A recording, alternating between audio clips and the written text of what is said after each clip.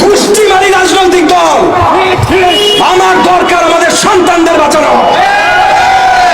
আমি বিএনপি বুঝি না, আমি এনডিএম বুঝি না, আমি কোন অধিকার পরিষদ বুঝি না, এবি পার্টি বুঝি না, মুসলিম লীগ বুঝি না, জামাত বুঝি না, কোন দল বুঝি না।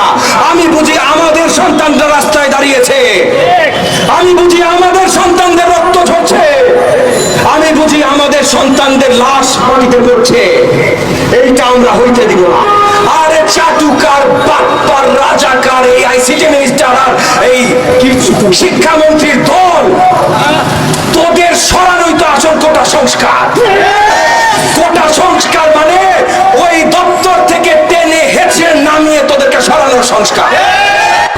এই যে মন্ত্রীগুলো আছে, আইসিটি মন্ত্রী, শিক্ষামন্ত্রী, এগুলোর নামও নিলাম না, কারণ এগুলোর নাম আমার কাছে গালির সমতুল্য। এর আগে একটা ফেসবুক পোস্ট দিচ্ছিল 2 দিন আগে, এই নতুন রাজাকারদের দেখে নিব, ক্যাম্পাসে সব রাজাকার, এই সেই এইসব পোস্ট দিচ্ছিল। গত 2 দিন আমাদের সবার, আমাদের ছাত্র সন্তানদের কর্মসূচির ভয়ে ওদের গলা পাল্টে গেছে। এখন আর ওরা আমাদের ছাত্র সন্তানদের রাজাকার বলা সাহস পাচ্ছে না। এখন ওরা কি বলছে? বলছে তোমরা সাবধান হও, তোমাদের আন্দোলনকে অন্য মোড় দিতে চেষ্টা করা হচ্ছে, সরকার বদলের চেষ্টা করা হচ্ছে।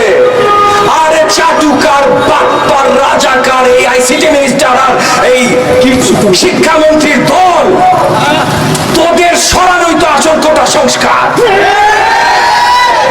2 নাম্বারই ভারতীয় রাজাকারী কোটায় তোরা আজকে সরকার পরিচালনা করিস। কোটা সংস্কার মানে ওই দপ্তর থেকে টেনে হেঁচড়ে নামিয়ে তোদেরকে সরানোর সংস্কার। প্রত্যেকটা সংস্কারের আন্দোলন মানে রাজনৈতিক সংস্কারের আন্দোলন। প্রত্যেকটা আন্দোলন রাজনৈতিক আন্দোলন।